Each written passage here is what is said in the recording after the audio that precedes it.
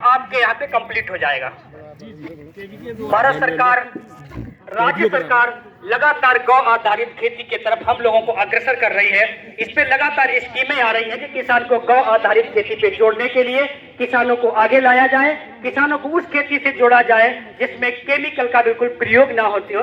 अब जैविक खेती दो तरीके की हो गई है, एक प्राकृतिक खेती है, एक जैविक खेती है। प्राकृतिक खेती इस समय फर्रुखाबाद में प्रोजेक्ट चल रहा है, लगातार उस पे काम हो रहा है। क्लस्टर बाय क्लस्टर बना के उसको किसानों को करने के लिए सिखाया जा रहा है।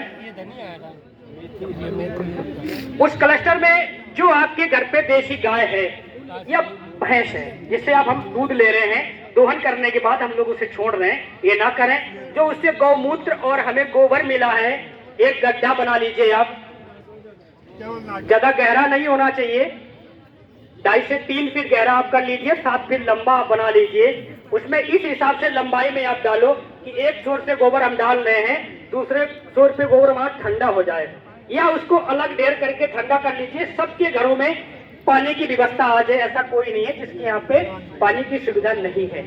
यदि हमारा गर्म गोबर होगा और सीधे हम उसमें डाल रहे हैं, इसमें हमने जो गड्ढा बनाया हुआ है, केचुआ मिलेगा आपको। जो भी कृषक केचुआ लेना चाहते हैं, यदि आपको नहीं मिल पाता है तो कृषि विभाग की तरफ से आप उपलब्ध नहीं हो पा रहे हैं, लेकिन आप प्राइवेट तरीके से उपलब्ध करवा लीजिए। किसी कहीं दिक्कत होती है, केचुआ मैं आपको उपलब्ध करवा दूंगा। इसे करने में आपको कोई समस्या आ रही है तो पूरी टेक्निक मैं आपको बता दूंगा।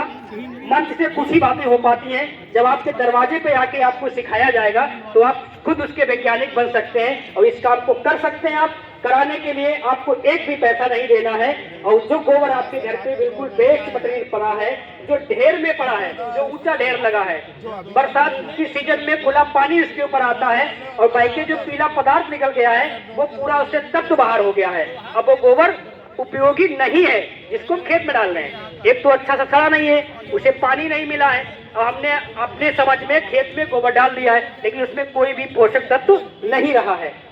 इस चीज को रोकने के लिए हमें गोबर कहाँ डालना है, जब बहता हुआ पानी गड्ढे में जाए। इसलिए कहा गया है कि पिट बनाओ आप। हर किसान के पास इतनी तो भूमि पड़ी है जहाँ पे सही से अपने गोबर को डाल सके।